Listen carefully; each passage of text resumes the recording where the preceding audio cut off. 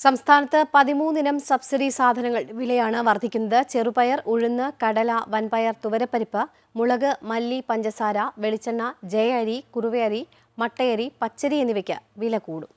സപ്ലൈകോ വഴി 13 ഇനം സാധനങ്ങൾക്ക് നൽകി വരുന്ന 55% സബ്സിഡിയാണ് 35%ആയി കുറച്ചത്. ഇതോടെ അരി, മുളക് ഉൾപ്പെടെയുള്ള നിത്യോപയോഗ സാധനങ്ങൾക്കായി സാധാരണക്കാർ ആശ്രയിക്കുന്ന സപ്ലൈകോയിൽ വില കുതിച്ചുയരുകയാണ്. ചെറുപയർ 74 രൂപയായിരുന്നത് 19 രൂപ വർദ്ധിച്ച് 93 രൂപയായി ഉയർന്നു.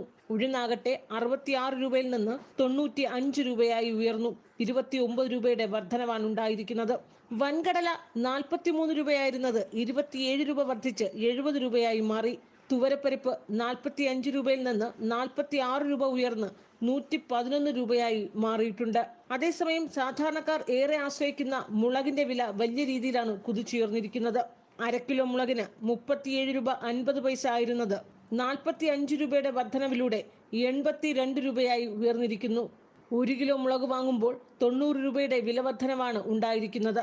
പഞ്ചസാര കിലോ 22 രൂപയിൽ നിന്ന് 6 രൂപ ഉയർന്ന് 28 മാറി. വെളിച്ചെണ്ണ 46 രൂപയിൽ നിന്ന് 55 രൂപയായി ഉയർന്നു. ജയ അരിക്ക് 4 രൂപയുടെ വർധനവാണ് ഉണ്ടായിരിക്കുന്നത്. 25 നിന്ന് 29 ഉയർന്നു.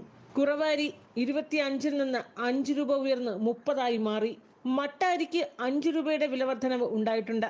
25 നിന്ന് 30 ഉയർന്നു. പച്ചരിയാകട്ടെ 3 രൂപയുടെ വില വർധനവാണ് ഉണ്ടായിരിക്കുന്നത്. 23 നിന്ന് 26 രൂപയായി മാറി. പുതുക്കിയ വില വർധന ഉടൻ പ്രാബല്യത്തിൽ വരുമെങ്കിലും സബ്സിഡി സാധനങ്ങൾ പലതും ഔട്ട്ലെറ്റുകളിൽ ഇപ്പോഴും കിട്ടാക്കനിയാണ്. അമൃത ന്യൂസ്, തിരുവനന്തപുരം.